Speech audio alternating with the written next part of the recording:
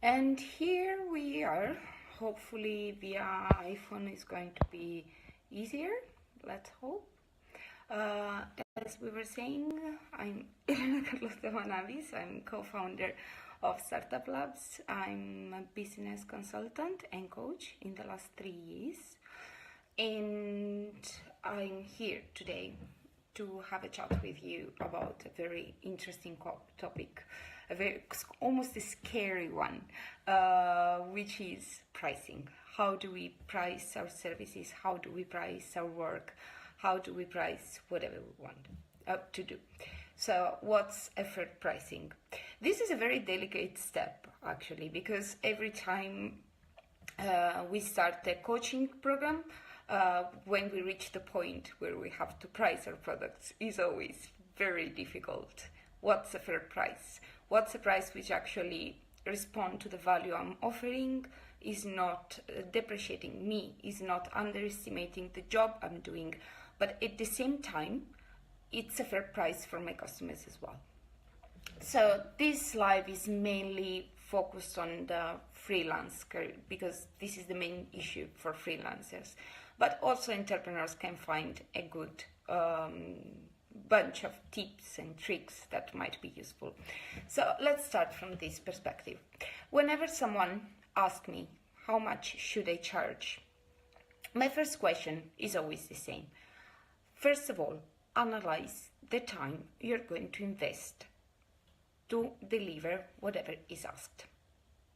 So this is a good point because especially in a freelancer's mindset, we tend not to think about our time as an investment. So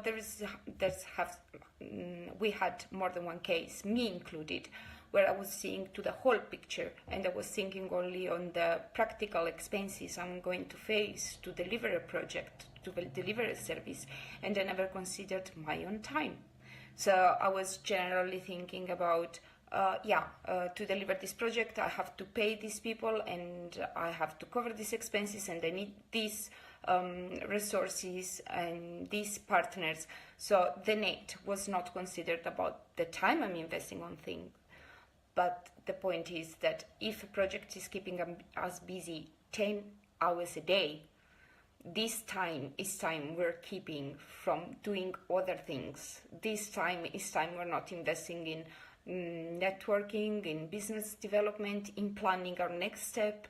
So how much are we really charging beside the fee? So let's try to think your pricing strategy this way. Most of us don't have a hourly fee. Most of us have a per-project fee. So try to make the math. As I previously talked about in my time and task management lives, there are some very useful tools to actually track your time. I personally use Tracking Time, which is synchronized with my mail account, is synchronized with my Google Doc, is basically synchronized with everything thanks to Chrome extension. So whenever I'm working on something, I'm just pushing the start button and it's tracking my time. This is very interesting because it makes us understand practically how much time we're dedicating to a project, how much time we're giving to a customer, and how much time we're spending behind that. So at the end of the day, the pricing and the proposal we send out will make sense to us. At the end of the project, we will know exactly how much we were earning for this project. And yeah, this is a very good start to understand how much we're going to charge.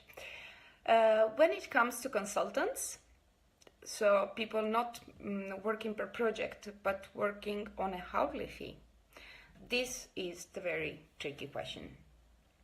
So I'm a business consultant and coach, which means that in my topic, in my section, there is a huge offer from my colleagues. Some of them are really better than I do and they have a huge experience. Some of them are more inexperienced but very skilled. Each of us have a different pricing. So the real question I set myself when I'm setting my price is, first of all, which kind of value am I going to provide to my customer? So in my coachings, in my consultancy services, considering myself as a customer first, which is the return they're going to have from this investment? Because it's a matter of fact that a good consultant is not an expense, is an investment. And probably one of the biggest mistakes I've done in the beginning of my career, and one of the very first mistakes I'm trying to avoid to my customers and to people even I network with, is really try to do it yourself. Of course, you can do it yourself, but there is a very nice triangle where if we put to each extremity cheap, fast, and good, we can't ever achieve the three of them. So you have to choose if you want to invest your time, if you want to invest your money, and the results you want to have. So when I'm setting my fee, of course, I'm looking back at my success stories. I've been coaching the last 3 years. I've been coaching more than 25 people in total, and coaching relationships sometimes last even over 1 year. What are the results upfront to this investment that my customers are doing? Am I providing? So what's the value? Another question I set myself, exactly as I talked before, my time. This is a very tricky conversation to have it with one customer. So when we're asked our hourly fee, the customer usually accepts himself or herself, a consultant, will ask us, why do you have such a high rate? Why do you charge so much? This is because the customer have the perception of the time you're actually spending on a call with them. They have the perception of the time from the meeting you are having. But they don't, if we don't are clear with them, if we don't explain ourselves properly, they don't know, they don't understand that besides each customer and each project we're following, there is an amount of time. There is an amount of time where we're studying the case. There is an amount of time where we're analyzing the competitors. There is an amount of time that we're making some market studies. Our advices are not coming out of a sudden. Our advices are not coming just because we just have a nice idea. I wish I could do that, but besides every single customer, there is a huge amount of study. So whenever I'm taking a new project, after coaching so many people and for several years, I can't estimate how many times averagely I will dedicate to my customers, which means I can't coach many people per week if I want to be effective and if I'm coaching them on my own. This was one of the main reasons why, with my partner Joachim, who is currently in Tokyo, we decided to launch this Startup Labs project because we wanted to provide more value, we wanted to be more effective, but we're human beings as well. Our time is limited. How many people can we actually coach, mentor, consult without going in over, without bouncing customers and referring them to our colleagues? So yeah, time is a great consideration we should all do. So when I'm setting my hourly fee, I know averagely how much time per week I'm going to dedicate to the customer according to the phase of the business development they're going through, according to the phase of their business they're working, and the things they're getting ready to do. So if it's a launch phase, if it's a review phase, if they're creating a new product, I know that some weeks I'm going to dedicate to these customers more hours, some weeks I'm going to dedicate a bit less, but I always have an average in mind. And partly my hourly fee is set based on this calculation. So another thing we should always, in my experience, keep upon consideration when we're setting an hourly fee is also our level of availability. So, as I said before, our time is limited. If we want to deliver good services, if we want to be consistent, if we want to provide real value to our customer. So my advice to all of my consultants' customers is the same. We have to choose the projects and the customers we're following very well. This is because our time is limited, which doesn't mean that we're not going to care for any project we don't feel like fitting or anything, of course. Luckily, in my section, between the coaches world and the consultants world, we tend to have a great network. So if I feel not the best person to take care of a project or to help or to contribute, I will be more than happy, and I did it many times in my past, to refer them to a more fitting coach, because there are not uncoachable people, as we were discussing in Coach Mastermind in Barcelona, but there might be people not fitting me. We can't be liked from everyone. So what happens with the time thing is that we already know how many customers we can actually handle in our week without going in and over, saving yet our time to be able to study, to be able to rest, to be able to have a private life, to be able to travel or do whatever we love. Because as always, our main goal is creating a business around our lifestyle and not creating a lifestyle around our business. And what happens when a great project, very interesting lead, is coming to us and we're already over? So my experience co-working with other colleagues and working together on the same project is a way more effective strategy. However, I know that most of you are working with the consultants on one-on-one, so you might be freelancers and not working in a team. And in this case, choose your customers wisely, refer them to someone that you actually trust and believe is going to be the best coach or consultant for them. And if they still really want to work with you, of course, your extra time, the time you have actually to produce from your life and from your schedule, the time you were ready to dedicate to someone else, it might have some extra charge. This is not speculation, in my opinion. This is taking care of ourselves and looking a few steps later. What happens when I'm filling more of my time with one or two extra projects? I will need to hire more people.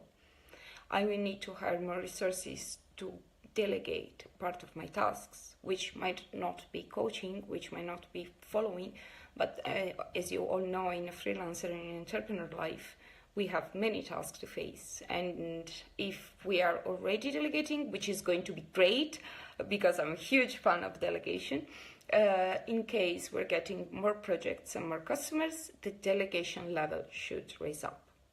And delegating has a cost. So the extra charge you're not going to make an extra charge to get an extra fee. It's going to cover up new expenses you're going to face. So in my experience, these are the three questions I said to everyone asking me, how much should I charge? Of course, this is not the solution. There are plenty of other things to take upon consideration. First of all, seeing how our competitors move. So the customer, which kind of price has already in his mind, which kind of value they're providing for this price, which kind of niche we're working with.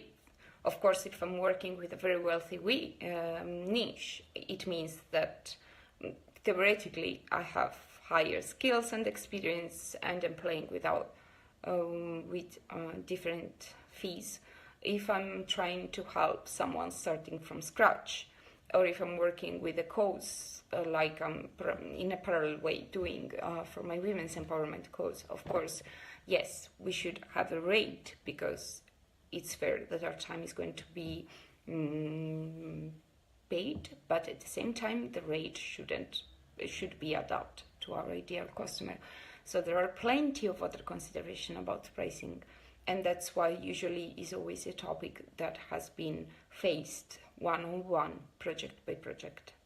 because it's really important to analyze all the characteristics and everything that's around. But if I had really to give 3 main tips, or maybe to set 3 questions I'm setting myself after these years as a consultant and as a freelance, these would have been the 3 main questions, which are: which kind of value I'm providing? So what is the return of the investment the customer is doing, hiring me? What is the amount of time I'm going to dedicate to my customer? So generally making a general account, not just on the hours of the meeting or on field, but all the hours you're going to invest in this project. And then, of course, checking our agenda before taking a project. Sometimes some customer is better really to introduce them to a very worthwhile colleague instead of having it on our own if we're not prepared or if we're stuffed, so they can provide the best service possible. So these are the very 3 main questions. So another question I usually been asked after these general guidelines based on my experiences: how do you present to a customer your fee? How do you present to your customers your price? I don't believe in discounts, not in consultancy. We're talking about service, and the moment we reached the level we reached, which might be low, it might be still walking our stairs on top, but yet we achieved some results, our fee should be a set fee. The reason is very easy. This is the worth of my time. I'm not trying to sell overpriced my time and my services, so there is no space for discount. Of course, I understand, as I walked on these shoes as an entrepreneur first, that making the choice to hire a consultant is never easy. It's an investment where nobody can guarantee you anything. And it's true that other kind of investments, no one can guarantee you anything anyway. But in consultancy, the perception is even higher. So what am I doing? I'm trying to have the most human approach, as I'm having in my daily life, in my business life. So if my customer is really financially struggling, but still is willing to start a project, to start a path with us, to start developing himself, to start building a business around the lifestyle they want, well, in that case, I'm more than happy then open a conversation and say, okay, let's have a smooth beginning. Let's build the path around you and your needs.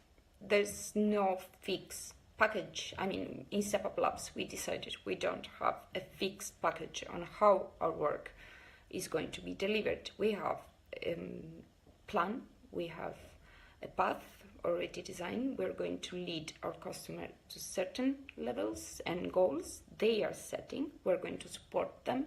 We're going to help them. We're going to facilitate them. But we don't have a pre-constructed, already packaged product. So in this case, talk to your customer. Try to understand how you can create this synergy with your customer if you really want to work with him. Try to find a way, humanly, to help him taking this step up, because it's never easy. And you know that because it hasn't been easy for you as well, probably, as it wasn't for me and for almost everyone I know. So let's take a step out of our condition of consultants sometimes or service providers and trying to understand what our customers are working through. Of course, be kind of very aware of the difference between trying just to have the cheaper possible, as it's very common, especially in Mediterranean area in Europe. So we still have the bargain kind of mentality, unfortunately, which is reaching every level of services and products and business. So this mentality is still so strong and eradicated that sometimes We have really to struggle to make people understand why of our pricing, and to get paid sometimes, sadly. But what I'm advising you is really to approach always your customer as you would approach any other person you like, any other person you approach daily. So try to understand their struggles as well. Try to be of any help. And I'm sure that we can provide value to everyone. Sometimes we can provide value with a coffee break. Sometimes we can provide value with a good article. So don't be afraid to give away, because really, if we don't give, it's really tough to get anything back. So always start giving something. The customer that today is not going to be your customer, it might be in a few months or in a few years. You don't know. Be a good human being. So we're here, of course, to make our bread and butter as everyone, and our customers are doing the same. Let's respect that. So I would like to hear from all of you if you had any questions. I'm still sorry for all the technological mess. Unfortunately, Bulgaria later is very tricky with internet connection, and it's really tough to have a very stable one. Any of you have a question you would like to discuss? Any of you want to add a comment to everything we've said? I would be happy. Oh, here we have Jody. So wondering about product pricing. Oh yes, product pricing. Product pricing are different from service pricing. Good call, Jody. And I know you're working on your product, so it's a great one. Product pricing is totally different from service pricing. In product pricing, it depends from, first of all, the costs of production. Nowadays, when we work mostly online, sometimes the active cost of paying people for doing things tend to be quite low. We have a lot of free resources. However, we should always consider the time we're investing in creating our product and packaging our product and launching our product, if we're not delegating it to some professionals already, and if we're not paying for someone to do it. Afterwards, I would follow pretty much the same path we do with the service. So which kind of value is your product going to deliver? How consistent is your product? I would make a very good research of what's happening with my antagonists, with my competitors. So how are they working? What are they providing? At which price? Sometimes, especially in product, I'm testing their products as a customer, not as a competitor, to understand exactly what they're walking through, especially the very positioned one, the most famous one, let's say the cool kids in the block. So I'm testing their products to actually understand mostly what people need or what people think they need. So I will try to understand at this price they're providing this. Of course, except if you're not creating a product that doesn't exist, which nowadays is way uncommon. Starting from this analysis is very good, and going wider, in my opinion, on defining very clear our niche. So who is going to be my ideal customer? Defining very clearly what are the needs of my ideal customers, which kind of help and which kind of good things can I provide to my ideal customer, which outcome they will have even from my product, and why am I different, most of all. How can I make things better? How can I make things more efficient for my customer? Once I have all this overview, I will probably try to build a product that is going to go and fill the gaps. Because usually the things, mainly the products that are there and are consolidated in the market, they tend to be there because of the trust and the positioning. But never forget that people change, we all change, and their needs change. So let's make a deep study. Let's make a deep analysis. Of course, in our budget, so when we are actually building this product, this pricing, we always have to take upon consideration how much scalable is our product. So if our product is a tangible thing, if our product is, if I'm producing yoga mats, somehow my expenses have to be fixed.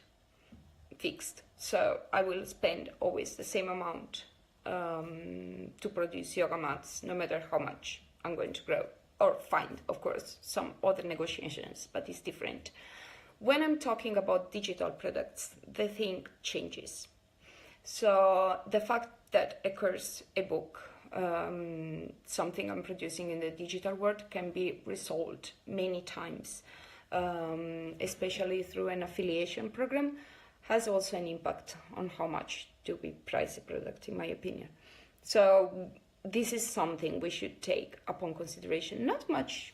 We should be aware of the potential of our product, in my opinion. But yeah, most of all, our value proposition, the value we're going to bring to our customer, the change we're going to make to our customer, this is the real one. So any other questions? I would like to hear from you. You are really a lot. And no other questions?